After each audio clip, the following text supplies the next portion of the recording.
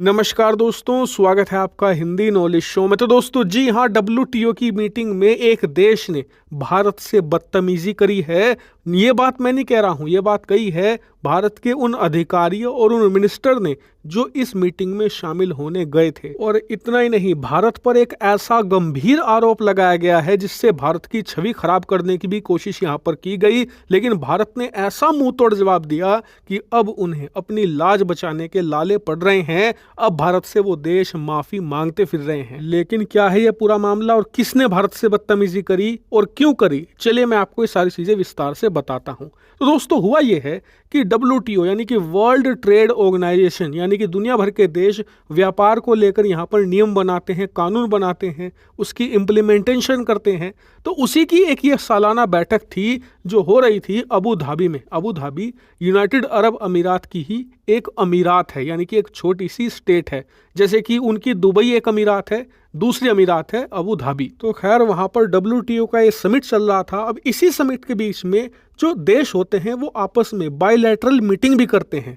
इसी में एक बैठक हुई भारत और थाईलैंड के प्रतिनिधियों के बीच में। और जब ये बैठक खत्म हुई उसके बाद भारत के अधिकारी मीटिंग से बाहर निकलते वक्त काफी ज्यादा गुस्से में थे। उन्होंने थाईलैंड पर आरोप लगाया कि उनकी जो एम्बेसडर है थाईलैंड की, डब्ल्यूटीओ में प्रतिनिधि हैं, उन्होंने हमसे बहुत ही खराब रवैये में बातचीत करी। और साथ ही बात करने की जो टोन थी ना, वो इतनी ज्यादा बदतर थी कि हम मीटिंग से तुरंत बाहर निकल आए।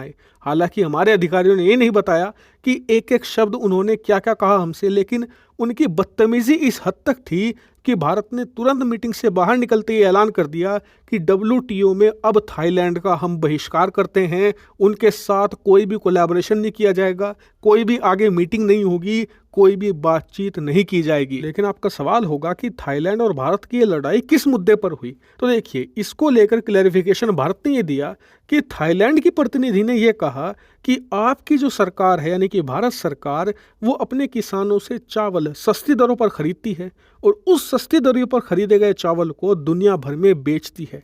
इस वजह से भारत दुनिया में नंबर 1 चावल का एक्सपोर्टर बन चुका है। और आपकी वजह से, यानी कि भारत की वजह से, थाईलैंड के चावल को आज की तारीख में कोई पूछ नहीं रहा।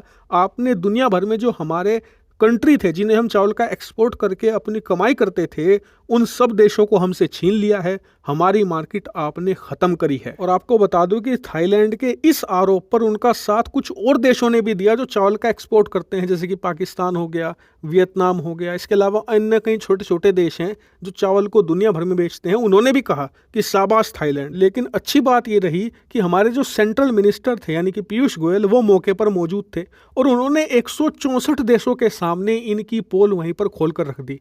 हमारे मंत्री ने कहा कि सबसे पहले तो जो आपने आरोप लगाया है ये फैक्चुअली गलत है, सरासर झूठ है। क्योंकि असलियत ये है कि भारत में जितना भी चावल पैदा होता है, सरकार उसका सिर्फ 40% खरीदती है, वो भी एमएसपी दरों पर।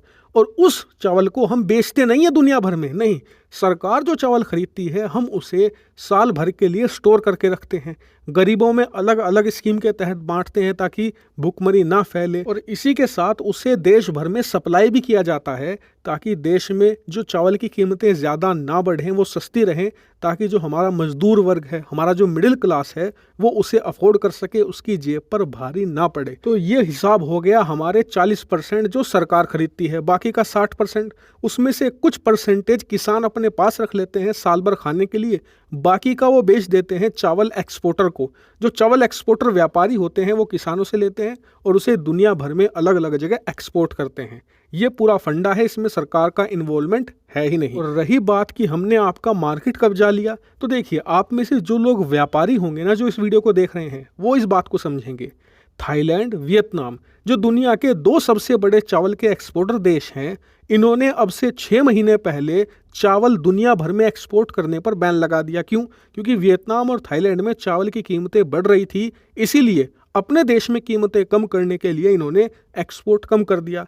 अब जब एक्सपोर्ट इन्होंने कम कर दिया तो जिन देशों को ये चावल बेचते थे वो भारत के पास आए कि जी हमें चावल दे दो, क्योंकि हम वियतनाम, थाईलैंड से खरीदते थे। उन देशों की बैंड बज चुकी है, आप दुनिया के सबसे बड़े चावल बेचने वाले देश हो, आप हमें दे दो। भारत ने कहा ठीक है भाई, तुम भी ले लो। अब इसमें आप मुझे बताइए कि भारत की गलती है क्या? भाई, जब बाजार में सभी दुकानदारों ने अपनी दुकान बंद कर दी है, एक दुकान भारत की खुली हुई है जहां पर आपको चावल मिल जाता है। अब ग्राहक को तो चावल खाना है तो वो तो भारत के पास आएगा क्योंकि भारत की ही दुकान खुली हुई है। लेकिन ये देश चाहते हैं कि भारत ये कह दे कि नहीं, हम तुम्हें चावल नहीं देंगे, 1 साल के बाद जब बाकी की दुकानें खुलेंगी तुम उनसे ही लेना। अरे ग्राहक तो भूखा मर जाएगा ना बेचारा। लेकिन ये देश इस बात को नहीं समझ रहे, इसीलिए भारत ने खूब लताड़ लगाई है और इन देशों का बहिष्कार किया है। और इस बात को थाईलैंड की सरकार ने भी समझा है। इसीलिए आप स्क्रीन पर देखिए, 1 घंटा पहले ही थाईलैंड की सरकार ने अपनी बदतमीज उस प्रतिनिधि को हटा दिया है WTO से, जिसने भारत के खिलाफ गलत बयानबाजी करी थी और वहां पर एक नया इंडिया फ्रेंडली एम्बेसडर नियुक्त किया है। लेकिन अब समय आ गया है कि भारत सरकार इन्हें सबक सिखाए, क्योंकि देखिए बदनाम तो इन्होंने भारत को करना ही है, तो क्यों ना कुछ करके बदनाम हो। इतनी सस्ती दरों पर चावल एक्सपोर्ट करने लग जाएं कि इनके जो व्यापारी हैं सब बैंकरप्ट हो जाएं, इनकी चावल एक्सपोर्ट कंपनियां बर्बाद हो जाएं और इनका खजाना खाली हो जाए। 1 साल तक कम दरों पर बेचो, इन्हें पूरी तरीके से बर्बाद कर दो, तभी ये घुटनों पर आएंगे। हालांकि इस पर आपका क्या मानना है, कमेंट करके बताइएगा।